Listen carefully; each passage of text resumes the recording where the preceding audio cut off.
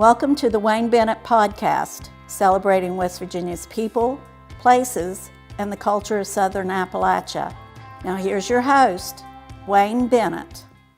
Welcome to Wayne Bennett's podcast. I'm your host, Wayne Bennett, and this is episode 181. It's February the 3rd, 2026. It's the day after Groundhog's Day, and Puxatawny Phil and French Creek Freddie both predicted 6 more weeks of bad weather. I think Concord Charlie said no, it's going to be nice, so we'll see how that goes. Our guest today is a former All-State basketball player and outstanding baseball player from Mullens High School, John Campbell. Thank you for coming. Thank you, Wayne. What's it about the culture in Mullens? They won 6 state championships in a 28-year period, 3 runners-up, and had some outstanding basketball teams even before that period of time. But what was it? What was basketball king down there? I think it has a lot to do with the people of Mullens. First and foremost, that's a tight-knit community, and with a tight-knit community, you often have competition, and it's just a very competitive town. I don't care if it's basketball, if it's tennis, if it's bridge, if it's doing flips off a diving board at the swimming pool. Mullens was always like that. So I think that first and foremost, it's just a competitive town. And as far as basketball goes, that's just kind of the way the culture was. When you were a child growing up, you watched Mullens High School basketball. You didn't have ESPN. You did not have the avenues that people have now to get on their phone or their iPad to check out a basketball game. Mullens basketball was the show in town. It was just where you went to watch your hometown heroes. When I was growing up, the guys that were playing in the 70s, they were my heroes. And so you just kind of followed in the footsteps. And I think that's the way it was throughout southern West Virginia and all the towns throughout southern West Virginia. So, but to answer your question, the winning culture, what was it? I'm going to go right back to the people, because even when I played, you were treated quite nicely by the community, the townspeople, and they were very supportive, very supportive. This was back in the day when they would decorate their storefronts, and you would walk to school. I was fortunate enough that I was close enough to where I walked to school, and people would come out on their front porch and wanted to, hey, good luck tonight, I'll be there as soon as I get off work, Now, you live pretty close to the high school, didn't you? I sure did. Yeah, in 1972, my family moved to the ballpark area, if you're familiar with the ballpark area. So I don't know how long Mullens is, maybe 2.5, 3 miles long. I don't know. But I lived at the ballpark area, and yes, it was just maybe a 5-10 minute walk to the high school.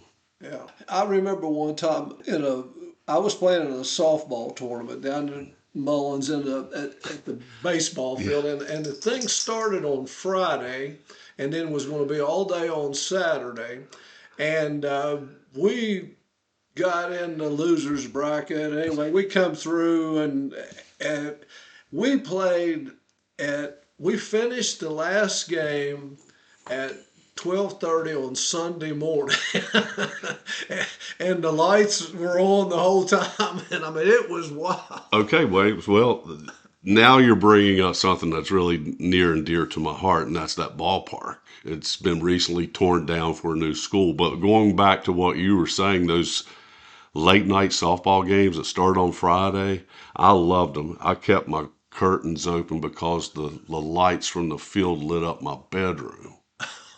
Yes.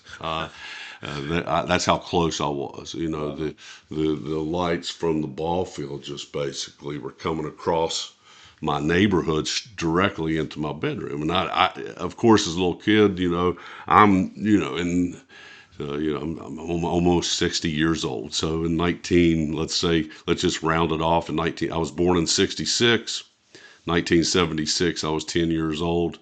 I did not want to come home at 10 o'clock. I wanted to stay at that ball field. So I would leave my window open. I would listen to the crowd. It was just a live place. It really was. And I had not only softball, I was the bat boy for the Mullens American Legion post 106.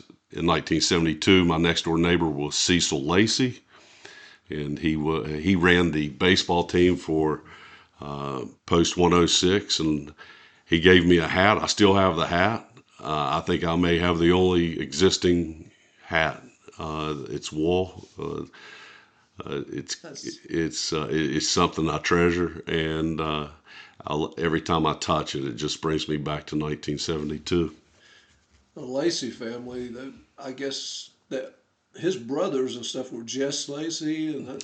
Maybe so. Well, I think they were in the same family. They was some pretty good athletes back in the day. But tell me about your immediate family. Was your dad an athlete? Yes. I appreciate you bringing that up. My father, he was born in Campbellsville, Kentucky, grew up there. He was an athlete. Yes, he was recruited out of high school to play, from my understanding, for Bowling Green College, to be a quarterback his freshman year, which would have been 1942. Now, from what I understand, Bowling Green College is now Western Kentucky University. Okay. It's not the Bowling Green University that everyone knows now. It was called Bowling Green College.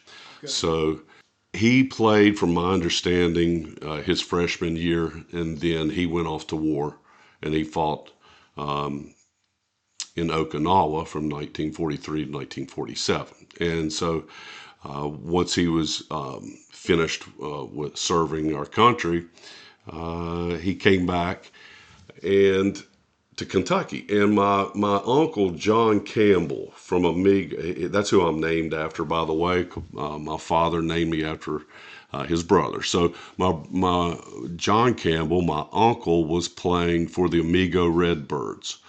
He was playing Coalfield baseball up in Amigo, and he was also a bookkeeper for the local coal mine.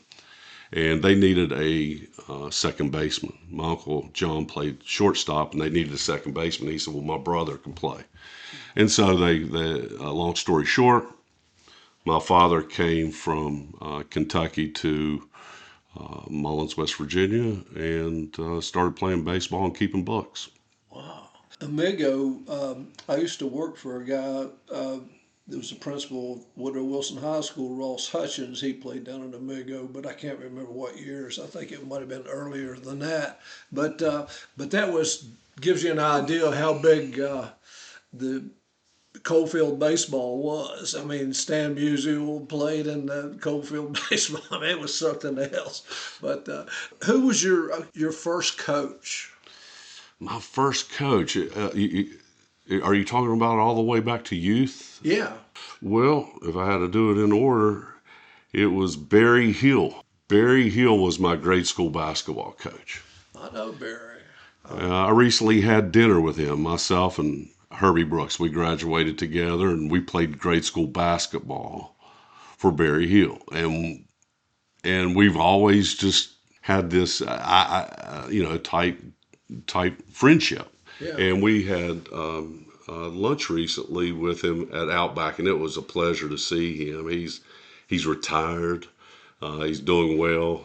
Now, he played at Mullens, didn't he? Yeah, I'm not sure about that. Maybe he did. I was thinking he did. Yeah, he probably did. I don't know that much about him. If he did, he never really talked about it. He always talked about our grade school experience, which was a great experience. Yeah, it was a great experience. But yeah, so he was my very first coach, if I had to think about it. Now, in basketball, then my very first coach was Dennis Kelly in baseball. man, do I have a lot of memories, Little League Baseball, with Dennis Kelly. He's really, baseball was always in my DNA. That's going back, if you want to go back to my father, my uncle, they were all baseball players mainly. My father played quarterback, like I said, for 1 year in college, but baseball's always been in my DNA. Growing up in a basketball town like Mullens, I love basketball. I played all three sports. I played, when you have 88 people in your class, somebody's got to step up and play. So, Well, what'd you play? What positions you play besides pitch in baseball? I was shortstop. What I was pitch, shortstop mainly. I think I've played all 9 positions in my lifetime at one point or another, but pitcher, shortstop. Pitcher, shortstop, and I just always had a good arm. So That's a benefit. it is. But as I grew up and went on, I really found out when I got to the college level what a good arm is, and it wasn't mine.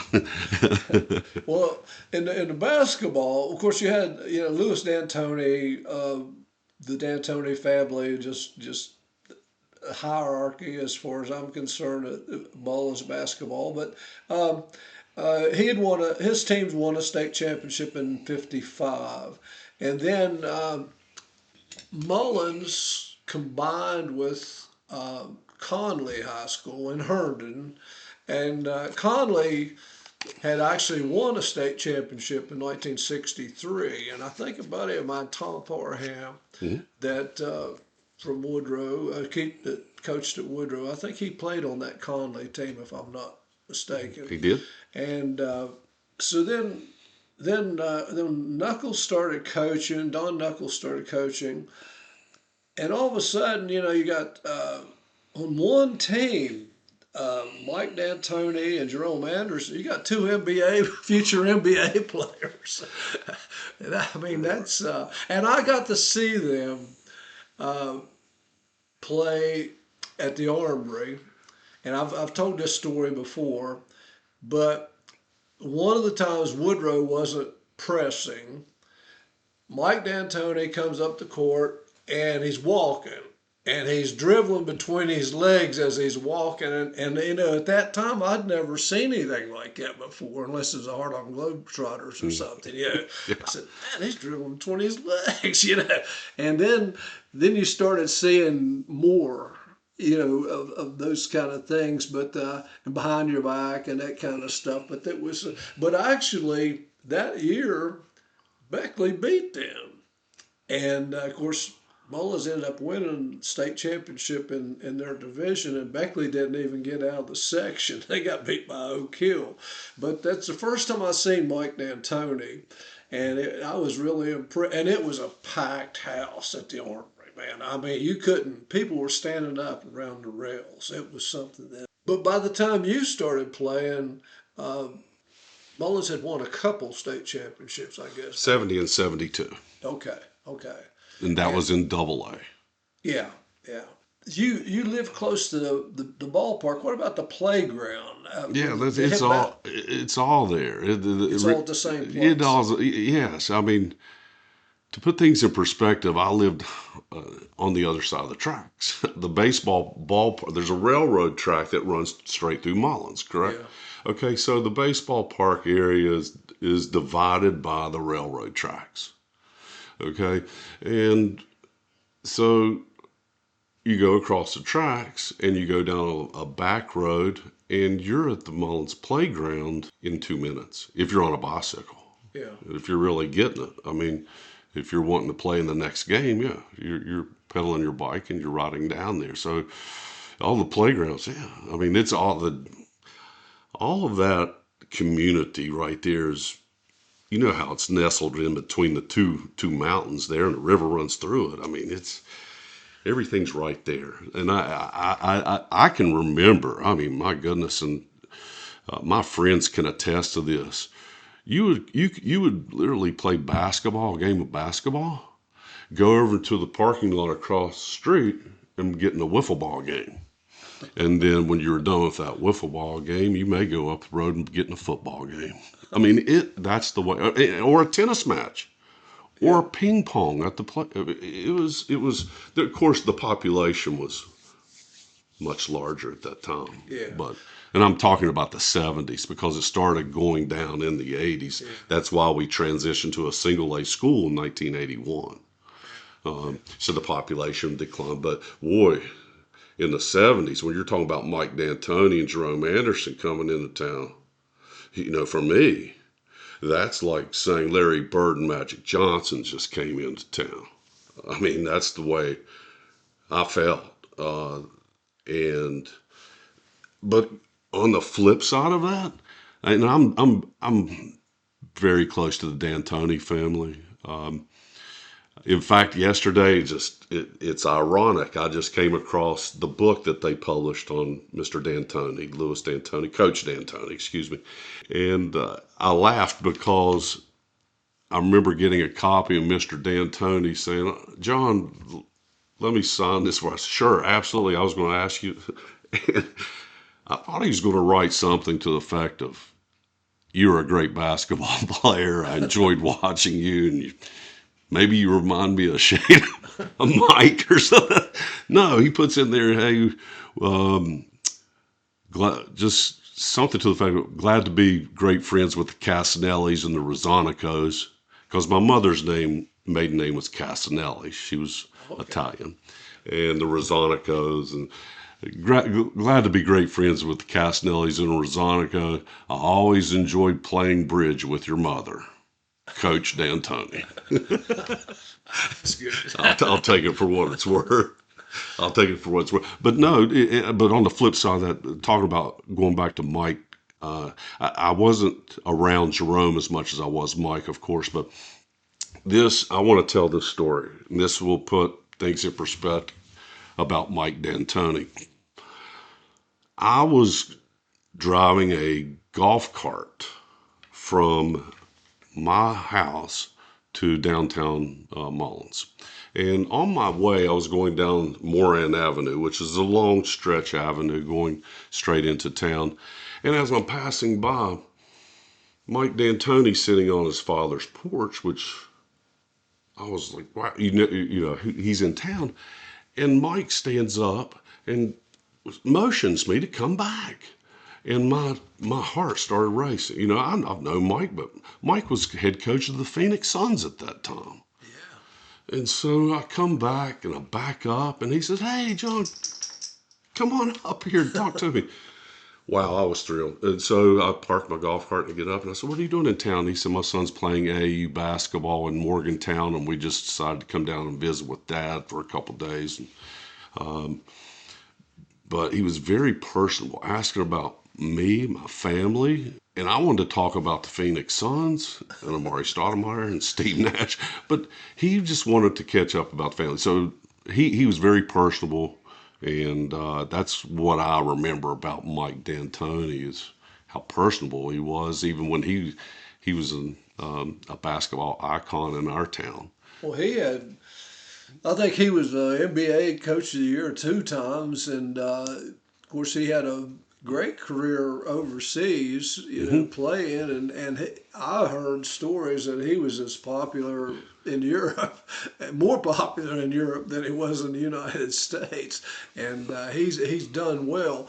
He had, of course, Mullens had another thing too. Bud Hypes was a well-known pool player, and I've never got to meet Bud Hypes, but I always heard a lot of stories about him. What a great guy he was, and people that he had beat the best in the world at pool, 9-ball, and games like that. Did you ever have any experience with him? Wayne, on my phone, I have pictures of Bud Hypes where I'm eating breakfast with my son when he was young.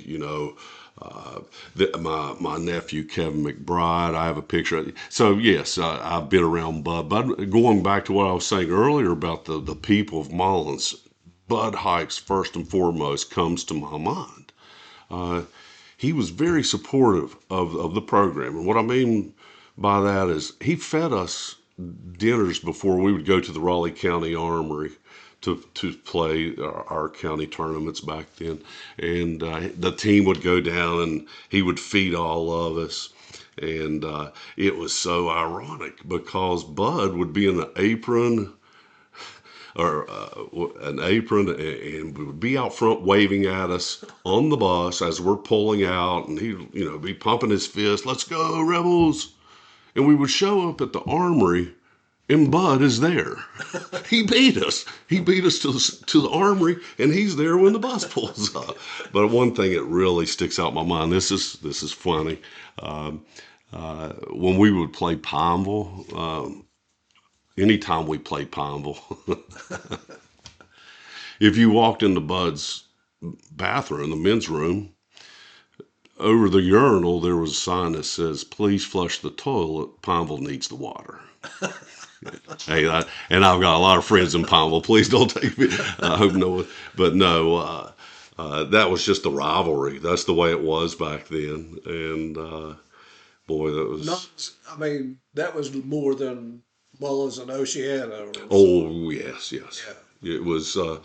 Oceana had its own flavor. It was tough to go down to the wigwam. That's what I called it. It was like playing in a sardine box, so to speak. It was just really tough to go down there and play. And normally, their teams, their players were a lot bigger than ours. It seemed like that. I mean, their lineups when I played. I mean, you had Darren Witten, Todd Lusk, Larry Cook. And you're talking about 6'6", 6'5", 6'4" across the board. And we just didn't have that type of size. But it was a tough place to play. But going back to Pineville, yes. I mean, boy, do I have memories of Pineville, especially when I was growing up. Not so much as playing, but watching Kurt Warner play. My father used to take me to the football games and the basketball games, and boy, the Mullens Pineville games back in the 70s. I think it was around 77. Whew. Baseball too. Baseball as well. Football. Mullens Pineville. Warners. Doc. Doc. Softball. I Yeah. played softball against Doc and Gene and those guys. All great guys too, man. Oh yes. Kurt, I never saw him play basketball. I saw him play football. And I was very fortunate. In high school, I got to watch Randy Moss play football 4 times, and I got to see Kurt Warner play a couple times. And they were the best that I've ever seen in high school. I mean, I haven't seen anybody any better than those 2 guys.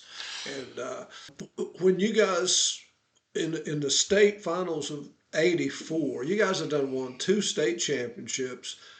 You're a starter every game. You're the point guard. Yes, sir. And you're the guy who got to throw Herbie the ball and let him shoot.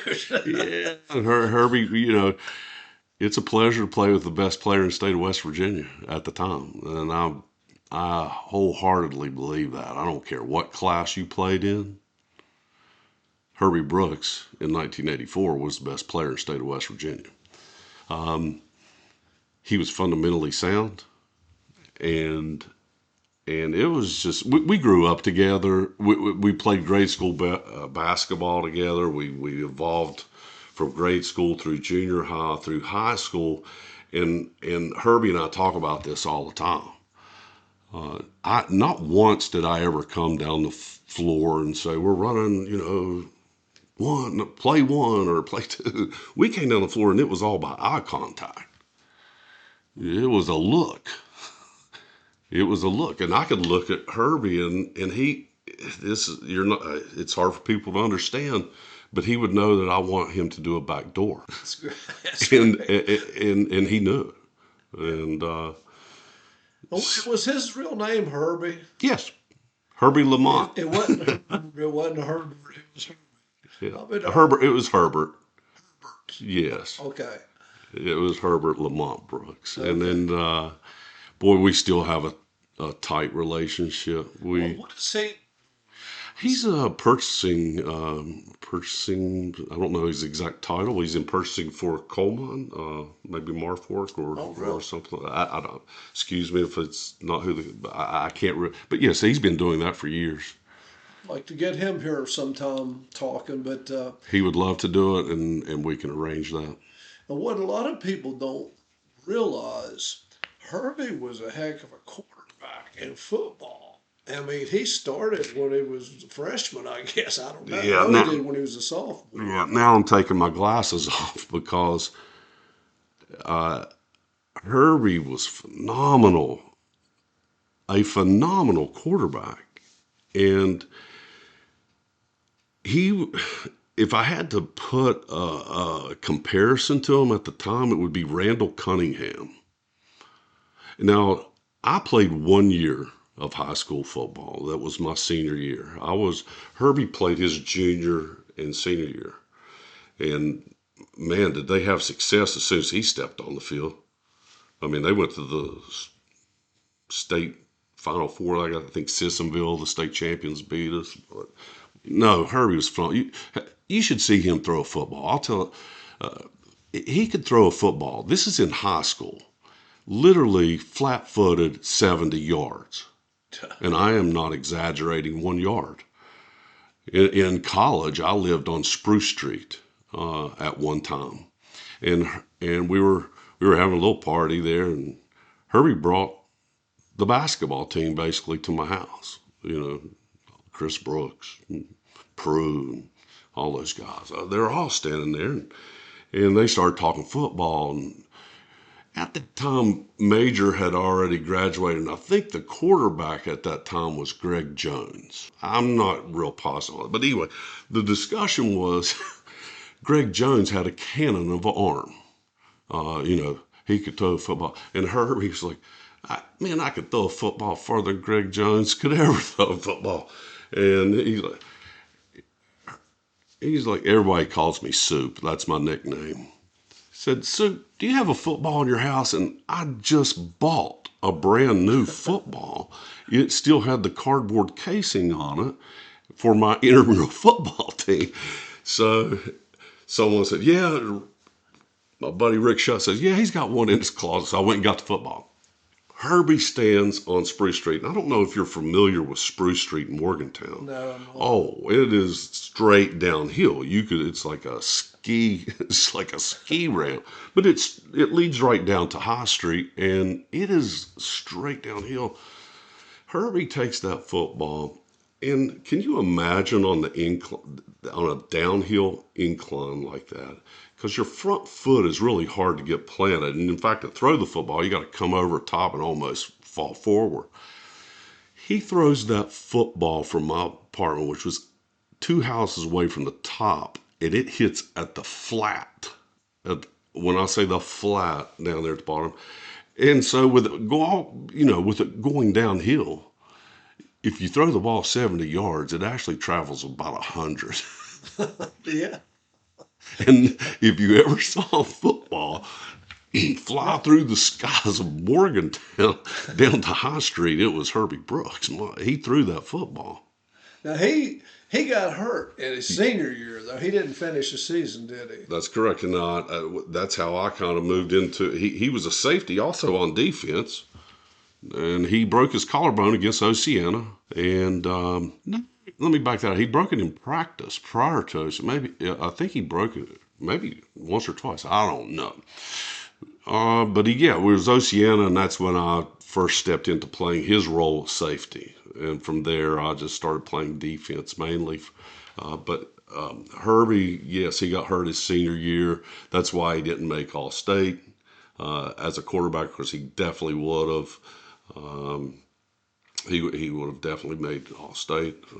Now, Glenn McNew was your football coach. I loved Glenn. I thought he was great. And when he went to Morgantown, I said, he'll win. When he gets there, he'll win. And he did. But he actually, my buddy Pate King, I don't know whether you Absolutely no Pate. Pate was kind of getting the wrestling program going. And one year, Glenn was the coach.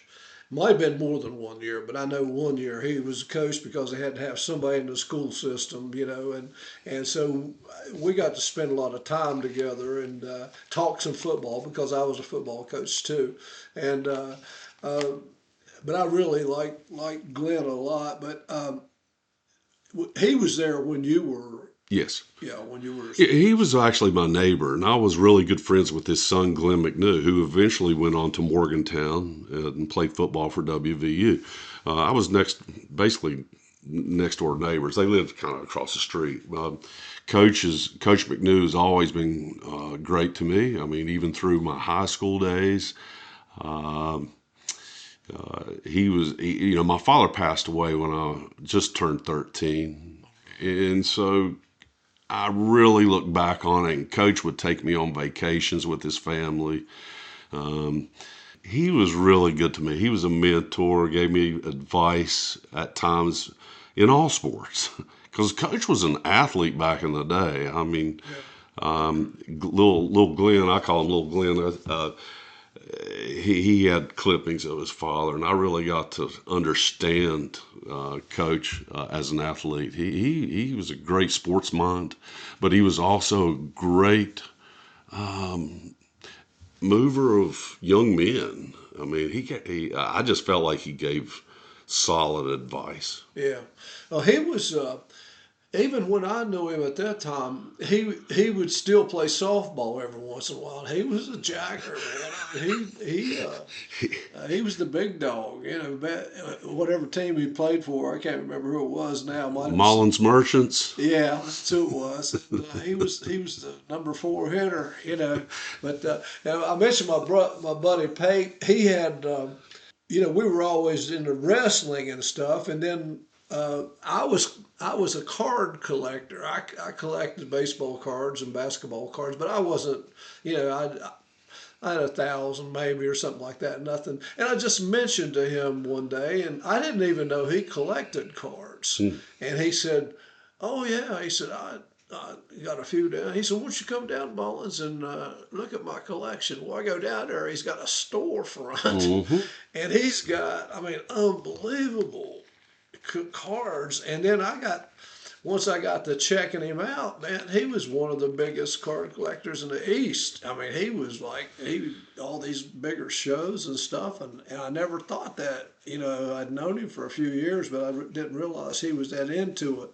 But I mean, he had the more expensive ones in the safe.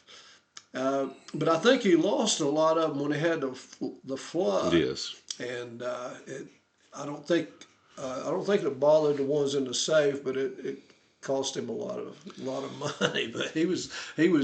I actually have a Mike D'Antoni card somewhere. It's funny you say that, and I was getting ready to bring that up because I'm a card collector myself. Oh, are you? Yes, and I have D'Antoni's rookie card. I have his with the Kings and his second card. He has 2 cards. I have both, and then I have several cards of him coaching. The ones I want to get my hands on are the one from Italy, when he played over in Italy, and I've gotten several pictures of him that are on eBay. So I probably need to pursue those, but yeah, he had most of my cards. I kept a few local guys, but I got rid of most of mine. It got to be take up a lot of room. It does, and I have to be honest with you, Wayne. Over the years, I've evolved. I've moved into Marvel collecting cards. I laugh because I never read the first Marvel comic book or watched it. I was all sports. And I collected sports cards over the years. My mom recently passed away, and I ran into my sports card collection. I started collecting once again. But now I've evolved. I got rid of probably 90% of my sports collection just so I could focus on collecting Marvel cards because I like the art. I really like the art on the cards, and I found this out. They hold their value just because they never have a down season. They never go on the injured list. Makes sense. and they live forever. And so a Pete Rose card, like for this generation, they really don't care about Pete Rose cards. They want Aaron Judge. They want Ellie De La Cruz. They want the new stars, and they want the shiny speckled card. They don't really. So that generation, that we collect, the 70s, 80s, 60s, 70s, 80s. Now listen, of course, the 50s, DiMaggio's and Mantles, they hold their value, but I've just noticed over the years. So that's one of the reasons I've moved out of sports, moved into Marvels, and that's kind of a weird little hobby I have. And Did you go to the card show over at the Armory? I did. Yeah, they were talking about some of the cards in the newspaper and on the internet, and I didn't have no idea what they were talking about, but they were really happy with the turnout, even though the weather wasn't that great. Right. It was a great turnout. I thought it was great for the community. And what I noticed about it was the young kids, particularly fathers with their young kids. One that stands out, like Herbie's son Derek Brooks was there with his daughter, and she collects Jaden Daniels cards. And I just thought it was so cool that a father and daughter had that relationship, and they were bonding, and those are memories that they'll always have, that you can't take away. And I think that's one thing about sports card collecting that a lot of people don't understand is the bonds that you establish with your kids, if they enjoy collecting. Yeah. Now you mentioned we mentioned Glenn McNew, and another guy that coached one year of wrestling at Mullens to help pay it out was Dink Stump, and I think Dink had actually wrestled a little bit in high school, and I think he taught at the middle school or something. He did, and Dink was a neighbor, lived in the neighborhood. Again, I know you, but he was like 3 or 4 houses around the corner from me. But Dink, from what I understand, was an outstanding running back for Mullens High School. Yeah, yeah. And he was the wrestling coach, and Dink is another supporter of Mullens sports. I mean, just the Stump family, I can't say enough good things about them. Dink was another one that was very supportive and kind of helped me through my young years. Well, coaches, whether they like it or not, are male role models to a lot of their athletes, and you can be a good role model or a bad role model. I mean, you just, whether you want to be or not, you are. And my dad was not around after I was 5 or 6 years old, and my first coach, man, I mean, I thought he was the greatest person in the world, and he was the first real male role model that I had. And then, after that, all my coaches in high school and stuff, I mean, we were friends. Some of them are gone now, but the ones that are still around, we still have relationship and keep in contact and those kind of things. Yeah. Wayne, you're just bringing back some memories, and I was just thinking, I don't think I ever had a bad coach in Mullens. In Little League football or baseball, whatever. I didn't either. I mean, not one stands out. And I had Ray Caldwell, who played football for the Mountaineers. Ray was my junior high coach. Coach McNish, Jim McNish, Valentine. He was coaches. Man, we were blessed. We were blessed with people that, even in the little leagues, you just had people within the community who. Did you ever coach any? I did. Did you? I did. Let me, when I first came back because I know you had a son. One son, Luke, was a good ball player. He was. He was a really good ball. Played for Glenville State. Was on a conference state championship team there. But yeah, I coached both of my boys through youth sports like most fathers do, and moved up. But I always kind of handed it off at about age 13 to someone else. And now I did coach AAU basketball, mainly just the Wyoming East group, or Mullens group of kids, and we would travel around. And I helped David Chapman down in Mullens. I was assistant baseball coach one year. Helped with Coach Grog with football a little bit, but was never a head coach. I always, I went back to school in I was married, and I went back to school when I was in my mid-30s to finish up my degree, because I didn't finish my college degree. And so I went back to school with aspirations of becoming a school teacher and a coach. I wanted to be the next Wyoming East baseball coach in the back of my mind, but I had two boys, and one had medical issues, and you know how the turns and twists of life kind of mold you as to what you need to do at the time. And what I need to do is go out and make a lot of money because I had bills. And so I did not pursue the teaching or the coaching. And once I got my degree, I went into pharmaceutical sales, and I went into several different jobs throughout my sales career, but I was basically in sales for 34 years.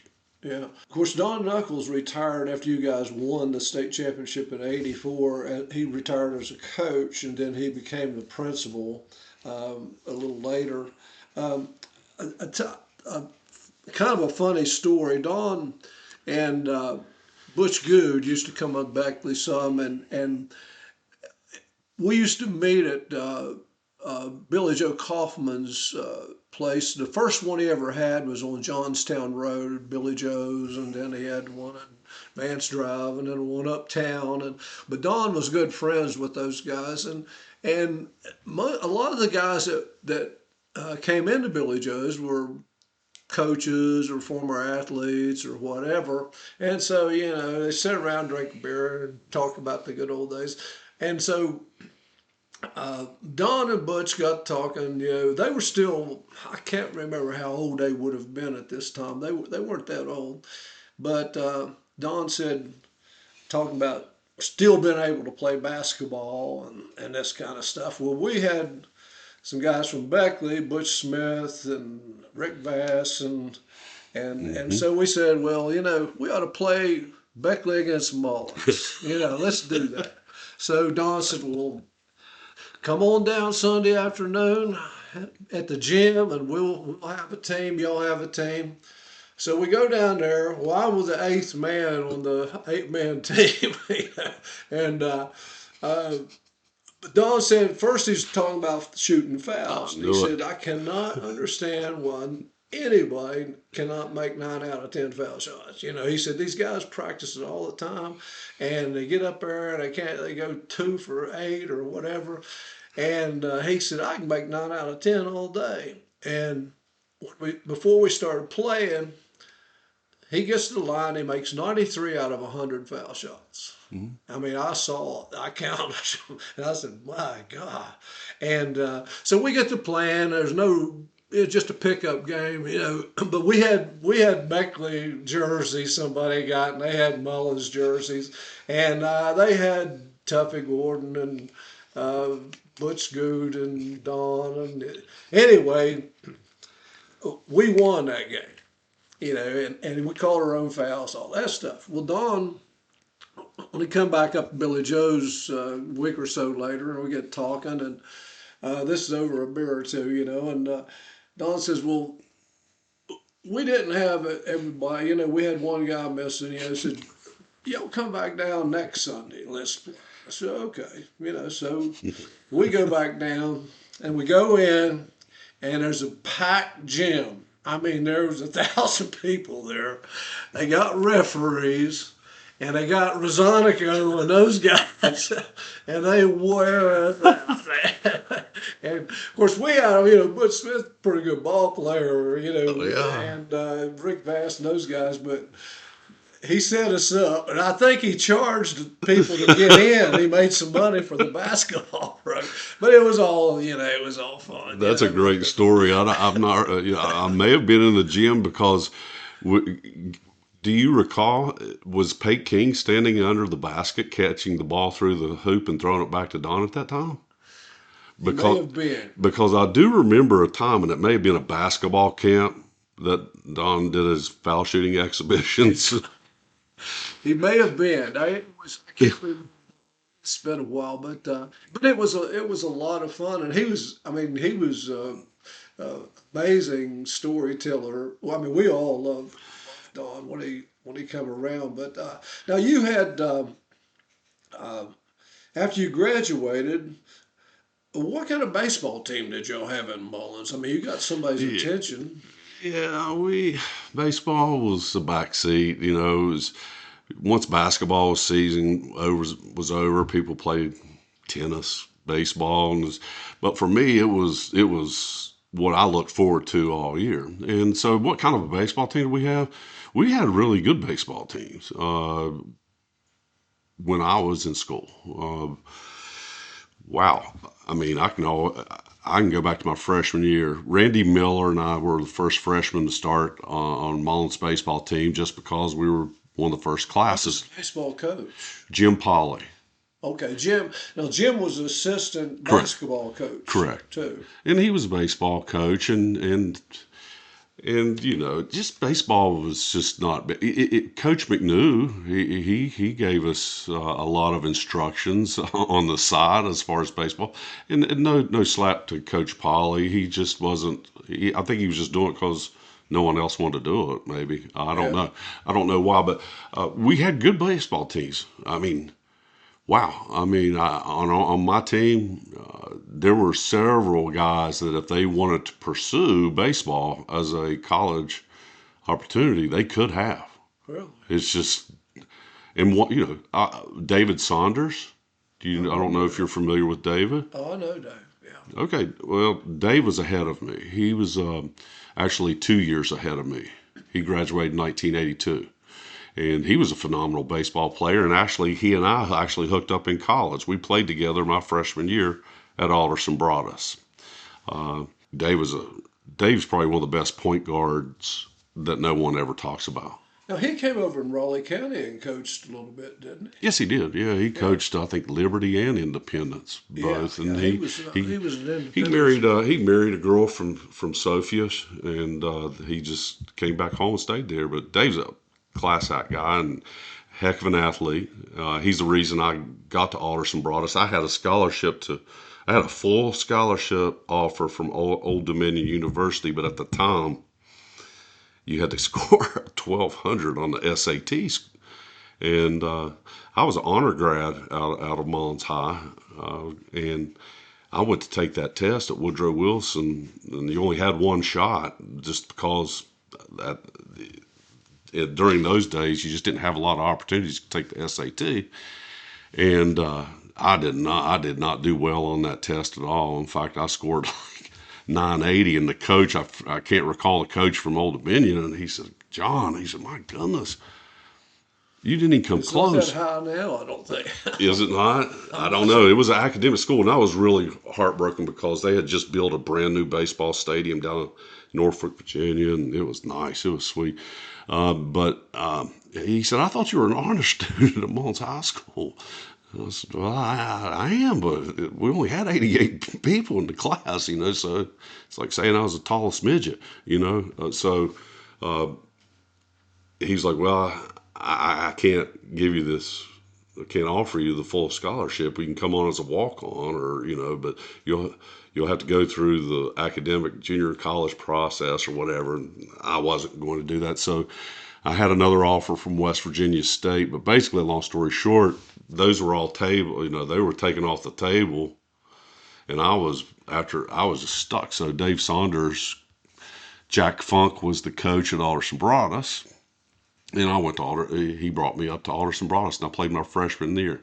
And I really like to make note of that. I played with a guy at Alderson Broadus that made it to the MLB, Major League Baseball. His name was Larry Carter. He was from Ravenswood, and he pitched for the San Francisco Giants and became I don't know what his exact title was, but when the Kansas City Royals won the World Series, they featured Larry Carter as the pitching guru, coach, or head of pitching scout. I don't know what it was. He wasn't on the bench, but he was the head of pitching's scouting or whatever.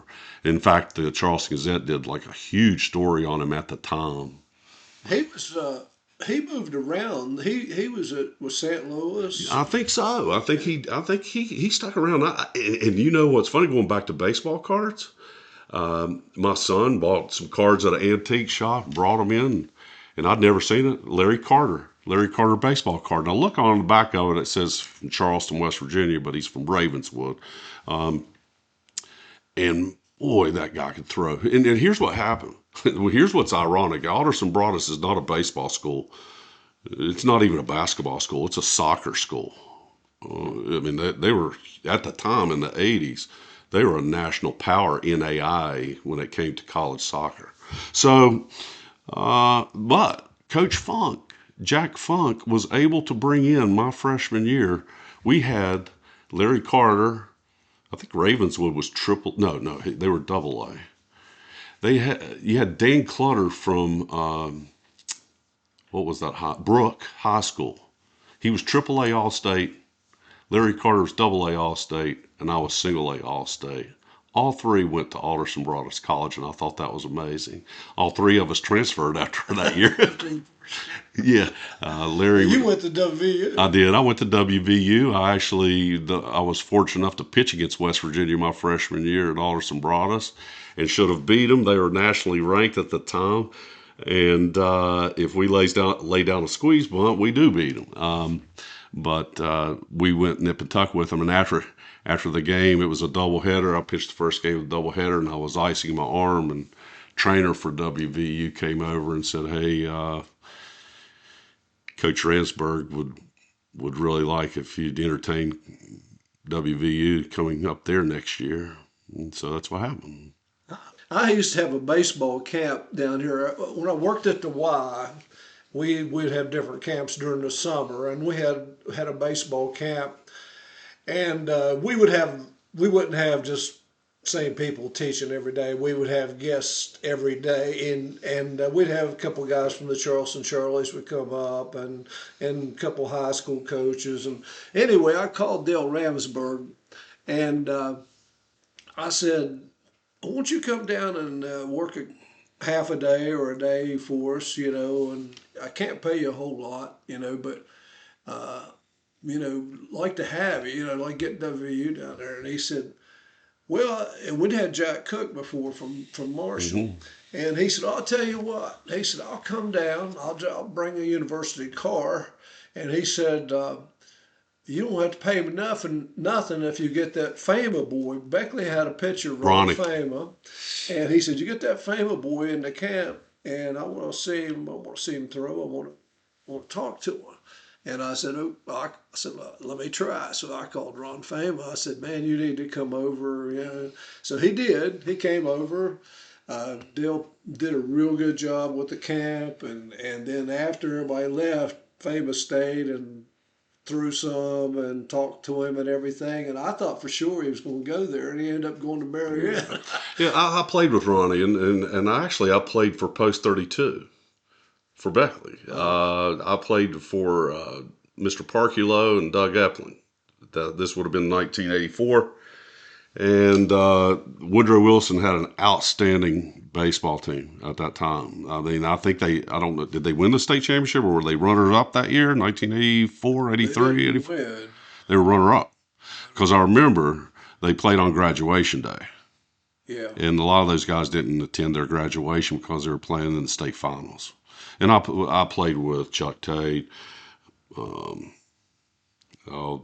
Suto, Larry Pat Farley, that group, Bragg, who was left? Emil Samala.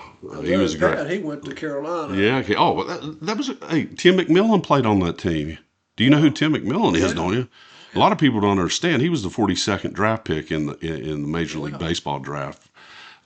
In fact, I got a story to tell.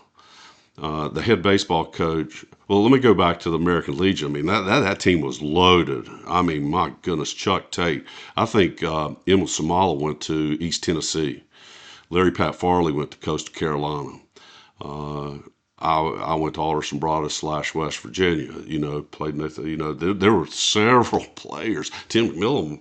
So going back to Tim McMillan, I was at Morgantown, and Joe Consoli was the head baseball scout on the East Coast for the Pittsburgh Pirates. He knew Tim and I from back when we played American Legion ball, and we were roommates at Elkins. And so I run into Joe at a Mountaineer baseball game, and I said, how's Tim doing?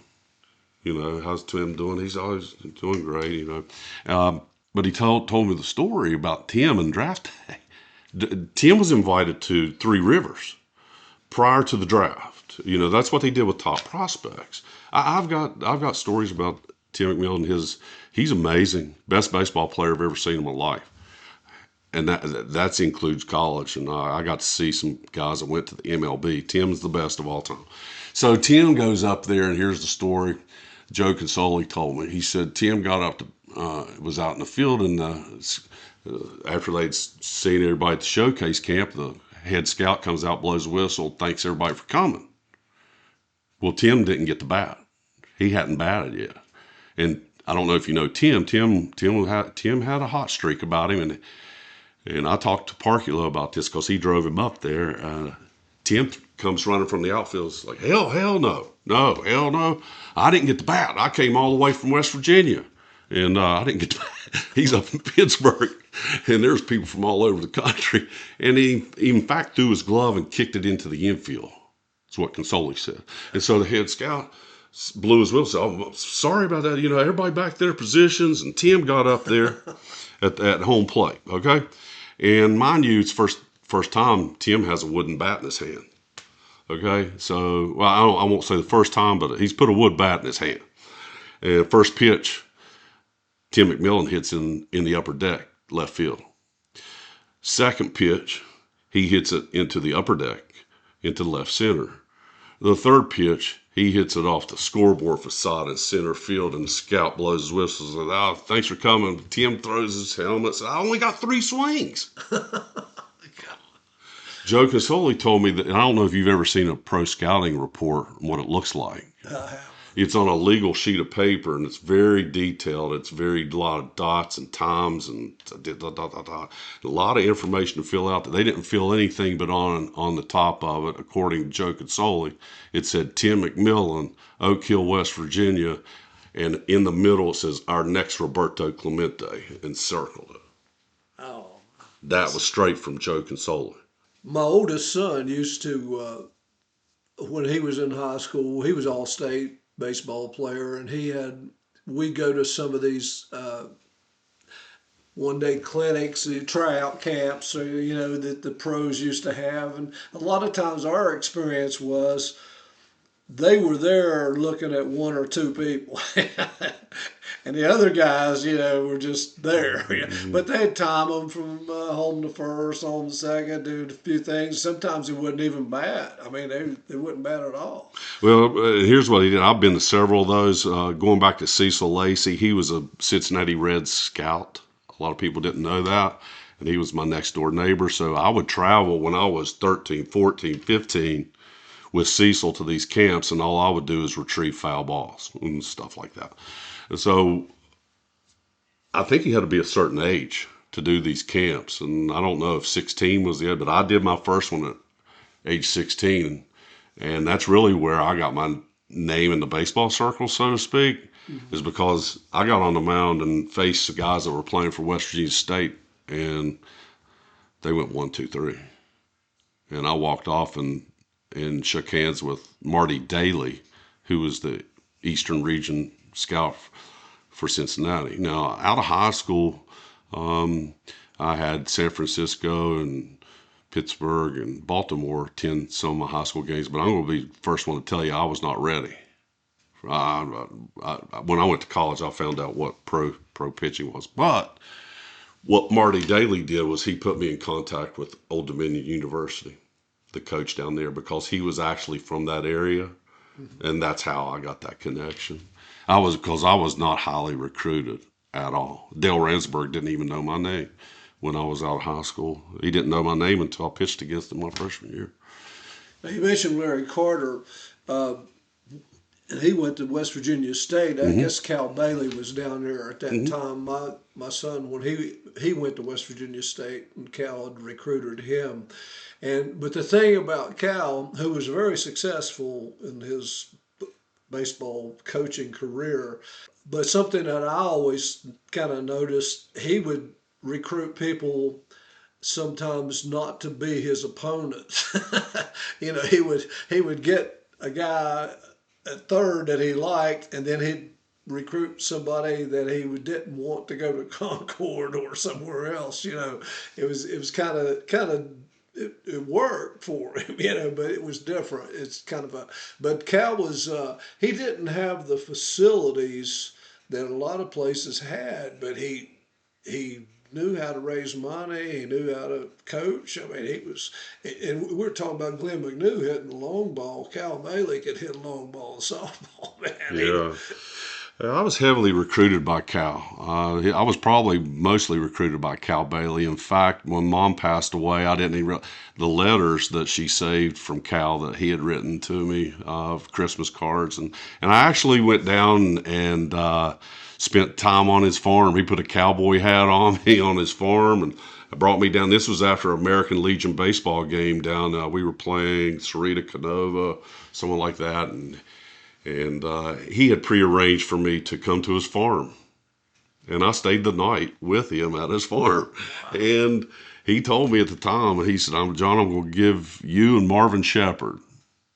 Marvin was from Mount View High School. I'm going to give you two of the largest scholarship offers I've ever given to a player at West Virginia State. Really? Yeah. He wanted me bad. Now listen, when I went to Alderson Broaddus, he was very bitter about it. In fact, I ran into him years later. Wyoming East was playing Bridgeport in the baseball state championship, and I run into Cal, and I said, Coach Bailey, how you doing? And I said, I don't know, because I had changed since then, like everybody else, put on weight, hair turned gray. I said, I don't know if you remember me, but, oh, yeah, you're Philippe's finest. That's what he said. He remembers it. He remembered it. And it was nothing against Coach Bailey, because here's the thing. I regret not going there now, just because in hindsight, he was the best coach in the state of West Virginia, and he was probably my best opportunity to make it to the next level. That's the way I feel. Why did I not go to West Virginia State? I just wanted to get away from home, and I just felt like Mullens and Charleston were too close. I just wanted to not that I had a bad home life. I just wanted to go somewhere, and especially after I thought I was going to Norfolk, Virginia, and then I just wanted to get away from home, And so that's why I went to snow-covered Philippi, West Virginia. Well, I tell you, Cal assistant at that time when my son went was Billy Joe Hicks. I don't know whether you knew Billy Joe, but Billy was not a real big guy, but real good. Played second and short most of the time when he played, and then he ended up coaching some high school and stuff later on. I vaguely remember him, yeah. But he was really a good guy. I liked the way he coached too. He broke things down and where people could understand. I really liked him. But he had moved around. Now, let's go back just a second when you were playing high school basketball, because I want to emphasize this too. When you guys won, you beat Lenore in the finals. That was our senior year. 1984. Yeah. Jim Mullens was a junior, wasn't he? He's a senior. He was a senior also? Yes, yeah. And so him and Herbie got All-State. You got All-State. I was second team All-State in basketball. All-State, but you got All-Tournament. I did. You actually didn't you have a better final game than Herbie? Well, don't tell him that. No, maybe so. I don't know. I don't recall. I had a good tournament. I think they kind of shut. I had a good tournament. Our roles. I mean, I knew my role. So, and that was to play defense. 17 points, 4 or 5 rebounds, 4 or 5 assists. Didn't know that. Yeah, that's a pretty good game. And I don't know whether they were double teaming Herbie or what they were doing, but he Okay. didn't have his best game that. Oh, I'll tell you, that game still sticks out. Now, let me tell a story. We go into halftime. We're down to Lenore, I think 44-42, something like that. And we were in foul trouble.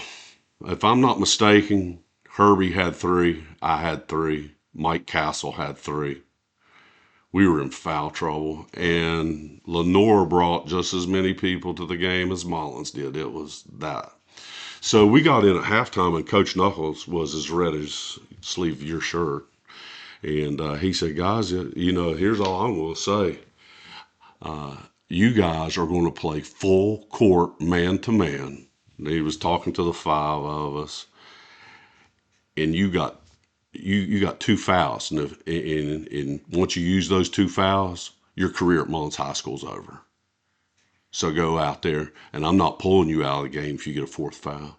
You're going to get up in them, and you're going to play defense full court, baseline to baseline, or your career's over. You're either playing or Lenore did not score a single point in the 3rd quarter. I think the score was like 80-44. Maybe this was before 3-point strike. I don't even know if it's 80, maybe 70. It was big. I mean, we went from a 2-point deficit to a 20-plus lead, and it was game, set, match. But that is a memory, that Lenore game. We were kind of shell shocked. We're 2-time state champion, and coming in, we're number 1 ranked team, and we kind of thought we were just going to coast through this. Lenore had a decent team, and that's my memory, man. You got 2 fouls, and then your high school career's over. So get after it. Well, talking about Knuckles too, he had. I always liked his compassion and the emotion he put in the games. They actually had a rule they passed one time. They called it the Don Knuckles rule, I think. But at that old back in the day, the coach could get out of their chair, and stand in front of the chair and stuff. And he would get vocal with the referees. And so they passed a rule that the coaches had to stay seated. And I mean, everybody knew that it was Don Knuckles as who they made the rule for. Well, he brings a towel. He comes with a towel, and he's got it around his neck. And every time they do something, he's waving his towel, he's doing this kind of stuff, and he's getting more attention with that towel than he did ever standing up. And they just finally changed the rule again. I don't know whether you remember that or not. Well, and probably what they did is they put that stripe halfway up towards the half-court line. Yeah. And that was probably the reason why they did that. Yeah. And he was so animated, as you well know, and he really knew how to work a crowd. It didn't matter if you were home, away, wherever it was. But, man, I enjoyed just looking back. The older I didn't enjoy it when the time I was playing, because I tell you, he was very hard. He was very hard in practices.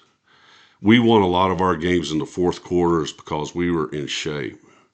I mean, people will not understand what I'm talking about. I remember my freshman year watching one of my favorite players of all time, Jerry Wayne Thomas, play. Jerry Wayne was the best player on Mullens High School's basketball team. And I watched Don Knuckles, and here I am, a freshman, thinking I'm going to move up one day and this is going to be me. And he is all in Jerry Wayne's ear because he's throwing up in a trash can after running so many shuttles, and told him, "You're not done. You're not done. You're not done." And Jerry is throwing up. And I don't know if kids can go through that today. I really don't. Because what Don did is he did this with most everybody. He broke you. He would break you to where you thought I'm quitting. I'm no longer can take this. And that's where we won, fourth quarter. And we played a up-tempo style of basketball, and we didn't have a very deep bench in the 80s. We really didn't. I I haven't heard too many stories about Norfolk. I know the number of titles that they've won and those kind of things, but I never heard too many stories of the coach. I don't know Jennings Boyd. And then he went on the blue field after winning 13, I guess. But um, he had to have had some discipline. I mean, he had to have discipline with because some of the guys he got, they were hardcore. They were Oh kind of yeah. rough, keeping them eligible and keep them in coming to practice. And it's just amazing what the guy did. Yeah, and I was fortunate enough to watch those games. My sisters in the 70s were cheerleaders for Mullens High School, so I went to every basketball game. And I got to watch all of the Mullens North Fork battles at the Brush Fork Armory at Mullens High School. I'll never forget the Brush Fork Armory. We go over there and we've got a chance because we have Willie Stewart. I can't, yeah, Greg Bowling, some others. I can't recall all of them, but man, we had a good team. And opening tip, Russell Todd jumps up in the air, seemed like he jumped 12 foot in the air. He jumps up above Willie, tips it backwards. And I've never seen this, I have since then, but Russell Todd just does, after he jumps, he just takes a loop around, and the guy that caught it back court throws an alley oop, and he slam dunks it in the goal, and the ball never touched the ground. That was the start of the game, and we were in trouble at that point. Hey, if it wasn't for Norfolk, Mullens would have had those. Mullens would have had those. We would have 8 straight because that's who they had to beat to get to the States was Mullens. Yeah. And they were nail biters. They were tough. They were, I don't know. I can't recall. I don't have the box scores, but I don't know if we ever really got blown out by them. I think the one time I'm talking about at Brush Fork, that one made me cry. But yeah, outstanding basketball. My goodness, basketball in the 70s is unmatched. Unmatched. Mullens has turned out some good coaches too. I mean, you got of course Blake D'Antoni. We've mentioned his brother Dan, and I was a little upset that Dan didn't get to retire on his own terms. I guess at Marshall, but I can understand that's the business, and somebody felt like they needed a change. Then you had Rob Fulford was from Mullens, and Greg White, one of the best most entertaining camp guys I've ever seen was Greg White. Wow. I mean, he could do spinning basketballs on umbrellas and doing all kinds of different things. And he coached at Marshall and coached at my old school at the University of Charleston. And is he still active? I mean, Greg White's. I think he's a motivational speaker. In fact, Greg's first cousins with my wife. My wife is on that side of the family, and everybody knows Greg, and he was phenomenal. But I don't think he's doing any type of coaching. Maybe he may go to camp still yet and instruct kids, but I think he's a motivational speaker for corporations. And the last time I heard, but going to Greg. Oh, wow, what a show. I mean, that guy could spin a basketball. I got to tell the story. He had a younger brother. His name was Brad White, very successful. And I spent the night with Brad one time, and we went carp fishing. Got up early in the morning and went carp fishing about 4 o'clock in the morning. And we come back in from fishing, and Mrs. White has made breakfast for us. And Greg comes in and sits at the dinner table with us to eat breakfast, and he puts his plate down, gets his fork. He has his basketball with him because he didn't go anywhere without it, and he has it in the chair right beside of him, and he picks that basketball up, spins it, puts it on the edge of his fork, and eats his breakfast with that basketball spinning on the fork. Yeah, you'd have to see it to believe it. In fact, on that same day after, I was just amazed, and I was like, show me more, show me more. You know, you can. He said, well, come in here in the bathroom, and he goes in the bathroom, puts shaving cream on. He has like scruffy little hand. He takes the basketball, puts it on that razor, and starts shaving his face. That'd be worth staying all night. Yeah. Well, and he would do basketball camps, and I don't know if you've ever seen this, and this just marvels me.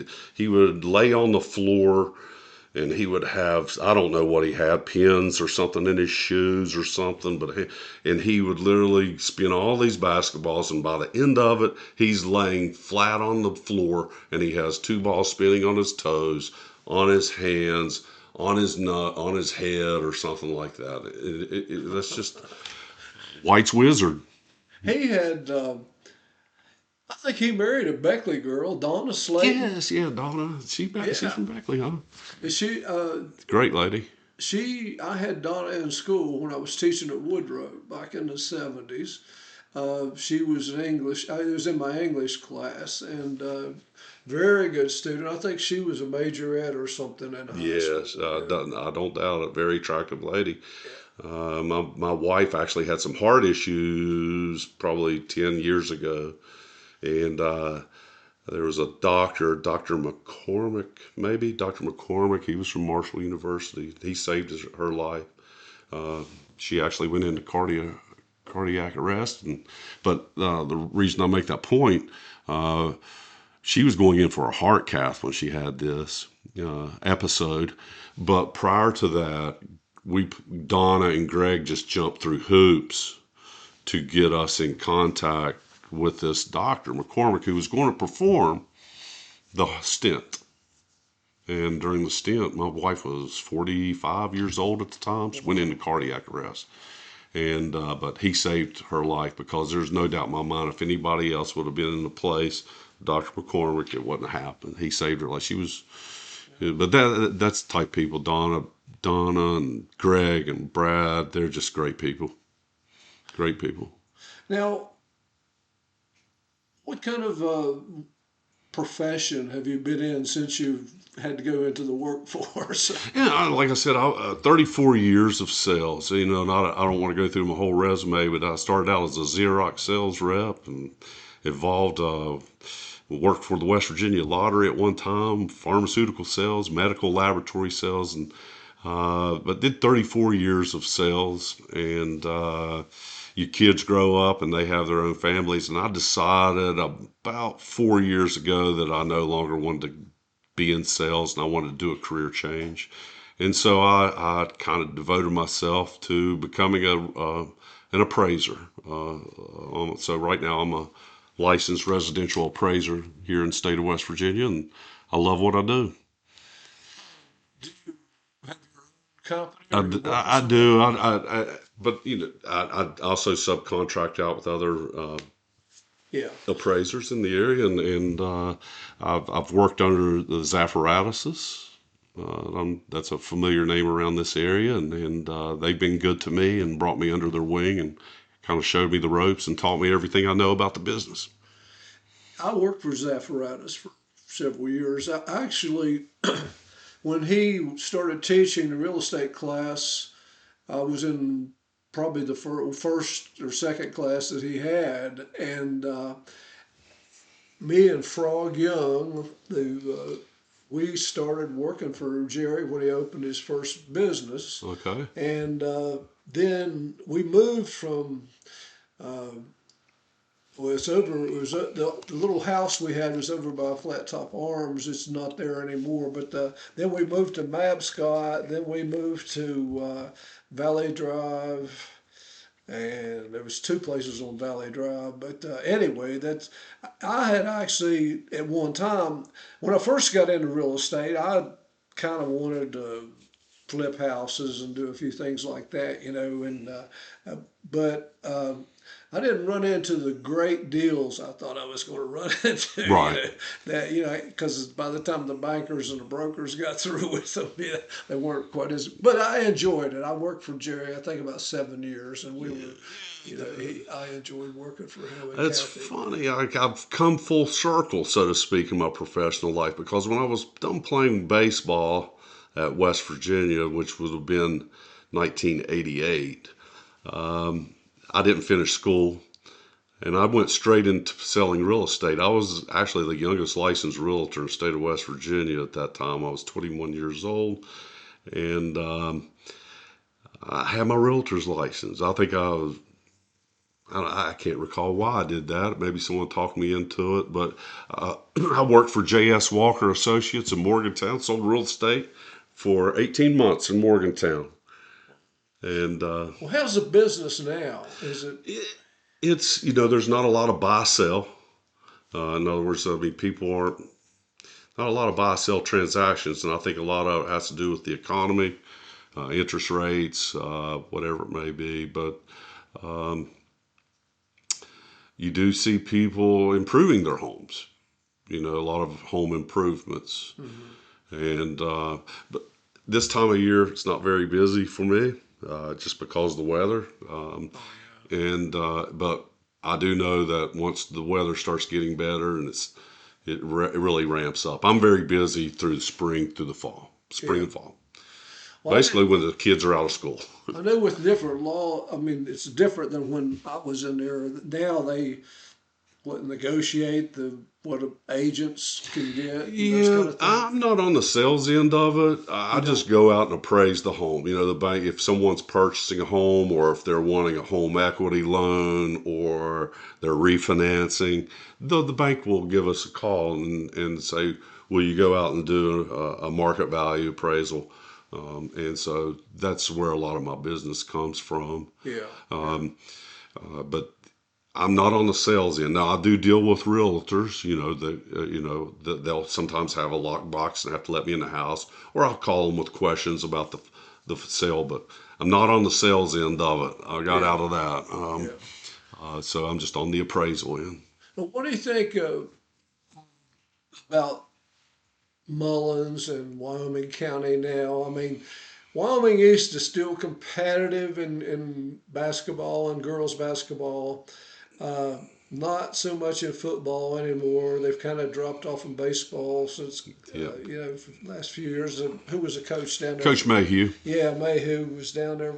And, but I guess it's not just the loss of population, but they've lost some kids that have been recruited by other schools. Right, and I think that's what's going on at Woodrow Wilson. I just recently watched Wyoming East play Woodrow Wilson. You're talking about the most successful program in the state of West Virginia, Woodrow Wilson. And Wyoming East went over and beat Woodrow by 20 plus points. And I talked to Bobby. I was like, what's going on? I know there's talent in Beckley. And he just says it's just a different world, John. Kids are transferring to other schools in the area, and we don't have that loyalty. Same thing's going on in Wyoming County. I mean, Independence, great football team, but they also had an influx of Wyoming East football players that went across the border, so to speak. So, but, my nephew is the head basketball coach at Wyoming East, Kent McBride. He's former coach at Concord, won a conference championship. That's my nephew, and Kent has got the program going in a good direction. He's followed up behind Derek and Herbie. They did a great job, and I've talked to both of them. They're very close friends with me, and it's just a different landscape all the way around, with the athletes, with the parents. It's just a different landscape, and I think with Derek and Herbie, they were coached up in an era when we were coached, and sometimes that philosophy doesn't work. If I went into, and of course my basketball IQ is not very high, but if I went into coaching, who am I going to coach like? I'm going to coach like Don Knuckles because that's what I know. And I'm going to tell you right now, that's not going to fly. Yeah. It's not going to fly. I would actually hate to coach now. Just like you say, the loyalty and the guys don't think, I hope somebody does a study sometimes about those kids. There's kids now that are graduating, and they've been to 4 different schools. They've played at 4 different high schools. Exactly. I mean, it, it And you it's tell very stories. disturbing to me. Yeah, you tell stories about growing up with the guys you played with and the time you spent together. A lot of these kids don't have that. They didn't grow up with the guys they finished playing with, or they might have played with them 1 year. They might have won a state title or something, or they may not. But it's really, Yeah, and I think it trickles down from college. And I think my biggest gripe is, especially in football, colleges now are the minor leagues of the NFL. And the NFL's loving it because they don't have to pay them nothing while they're doing their minor league stuff. right. But now the colleges are having to pay those guys to play, and it's making it a bigger business, a little more complicated, and now it's trickling down to daggone high school and junior high. Right. I'm not so sure if kids aren't in high school aren't being paid now. I'm not so sure about that. So here's what I think the future holds for the college landscape. That this is not sustainable. This is not sustainable. So you're going to see one day the Dallas Cowboy owns the Texas Longhorns and the Oklahoma Sooners. And the Texans, Houston Texans, they own Texas A&M and they Texas Tech. They're going to, when I say own them, they're going to financially support their programs because the point you just made, they are minor league teams. Whether you like it or not, they're professionals. Sure. And it's disturbing. Going back to my teammates, those guys, my friends, not only just my teammates, just my friends in the community, they shaped me. They had a part in any successes I had in life. They were a part of it. No matter how you chalk it up. I mean, they were in my weddings. I go on vacations with them. They're around my kids. They're still to this day in my life. And so my family, of course, gets a lot of credit for the way I was raised and the beliefs that I have. But my friends, they were my support network, so to speak. When good times were there, they were there to pat me on the back and congratulate me. And when times were down, they were there to pick me up. And I can honestly say this with my core friends, even though we're all competitive, we're really not. We're not the type of people that are jealous of other people's success within the group, so to speak. You know what I'm saying? So I'm cheering Herbie Brooks on. I'm cheering Rick Shutt on. Rick Shutt was my catcher in high school, and man, I wish I could have brought him along with me everywhere I went because I love throwing to him. Love it. We grew up together, man. It's just, when your kid's playing wiffle ball and you're in your yard, he was my catcher. He's been my catcher since 1972. Yeah. So You talk about relationships. I mean, it goes to you were pallbearer at Don Knuckles' funeral worship. That was your, and that had to be an honor for you. I mean, it was an honor, and I was shocked by it. Actually, I was shocked because you can name 100 athletes that came through the Mullens basketball program before you mention my name. So when Linda called me up, now let me back up. About a week before Don passed away, Linda gave me a call and asked if Don wanted to speak to me because I lived close over here in Daniels and he knew I was in the area and Don.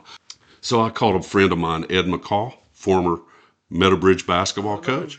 I said, Ed, would you please go with me because I have no idea what coach is wanting to talk about. I just want to go, and I think he just wants somebody to talk to. But we had such a great conversation. We reminisced about several things, and it was sad to leave his house because I felt like that was the last time I was going to see Don. And but so when Linda called me and asked me about pallbearer and speak, oh yeah, I was flattered. And in fact, I was like, Linda, I was like, are you sure? And she's like, Don wanted you to speak. So I was honored. Yeah, I was honored, and listen, Coach and I did not have.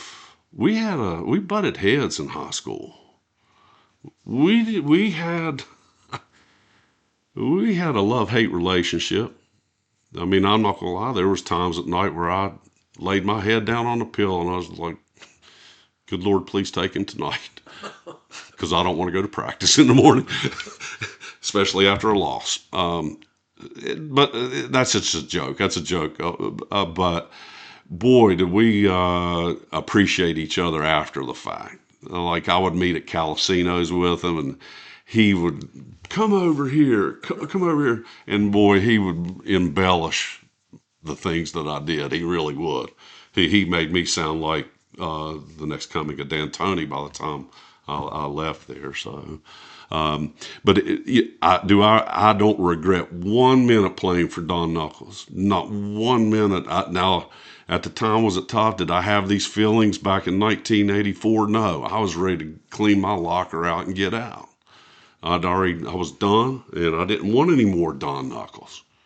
And it was just later on in life that, when you grow up and you look things and you have a better perspective of what things, and man, there's often been times in my life, in my professional life, when things are where I have to strain or put in this extra effort, and I always go back to the practices at Mullens High School to kind of get me going. It's kind of funny that we had, when I was coaching, one of the drills that we had in wrestling at the old Woodrow Wilson Park Junior High, there was three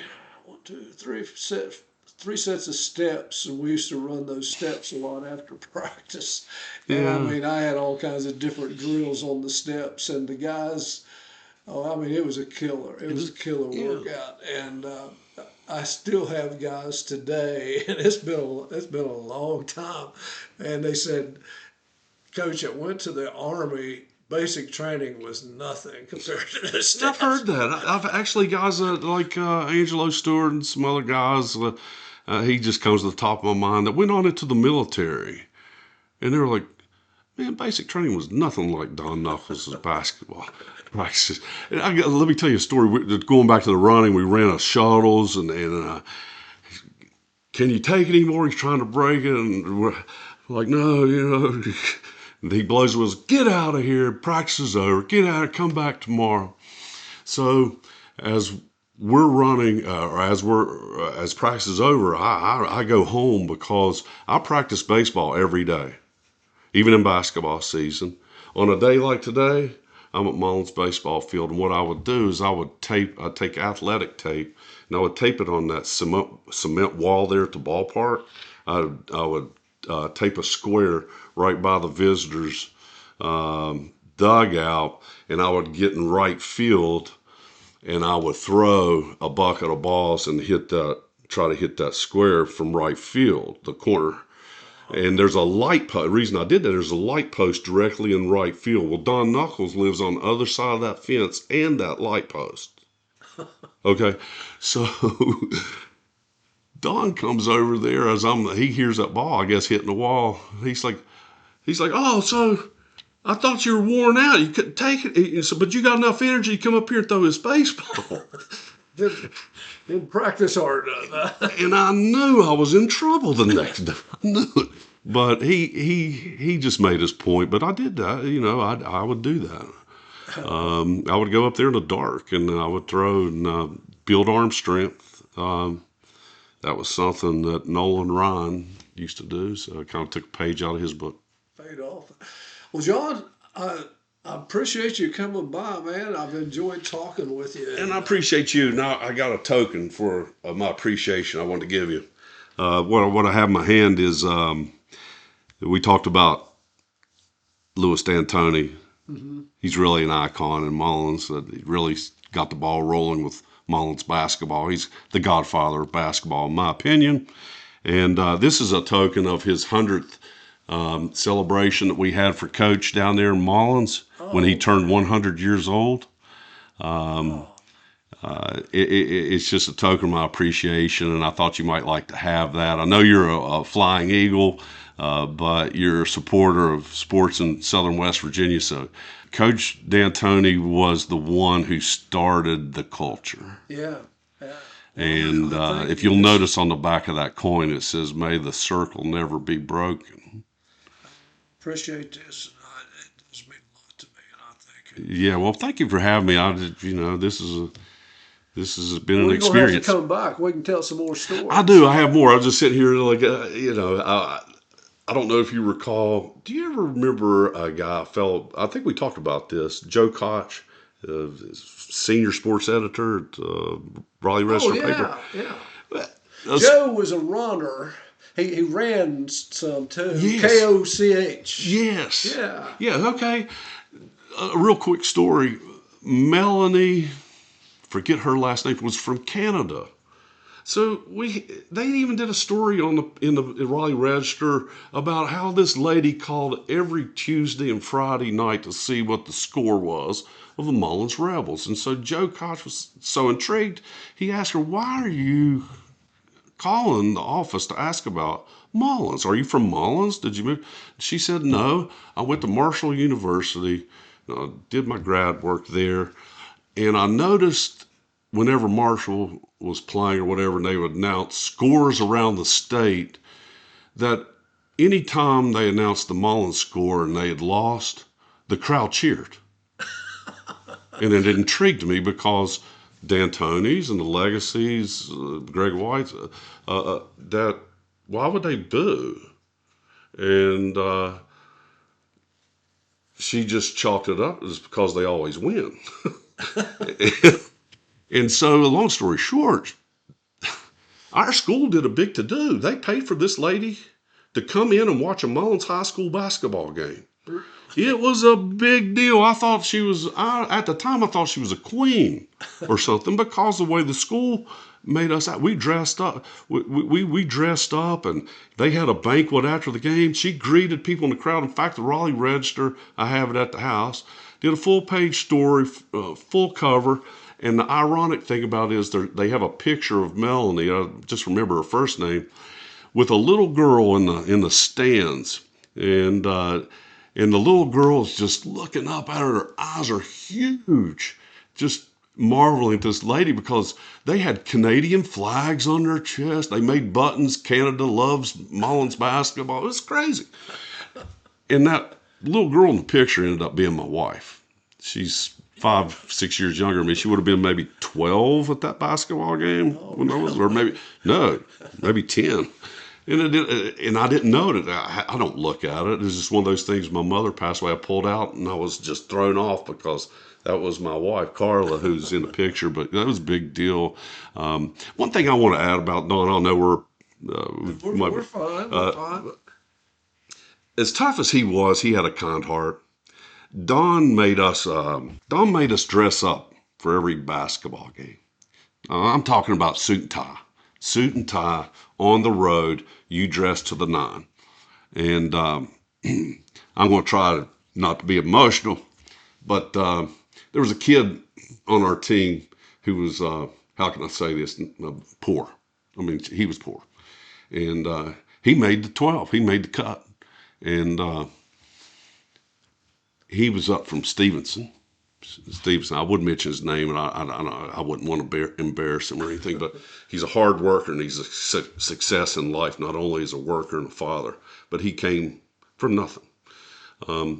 So we're done with practice. Everybody's showering, getting done. For somewhat odd reason, I was always one of the last ones to leave. And as I'm coming out of the dressing room, passing the gym, I don't know if you're familiar with the gym there. Well, yeah, you are. You've been there. So there's 2 double doors. And so as I'm passing the door, I hear my teammate tell Coach, "Coach, I'm not going to be able to go because I don't have a suit." So I skedaddled. That's all I heard of the conversation. I got out of there. I didn't want my teammate to know I heard this, and so I go out the doors. The very next day,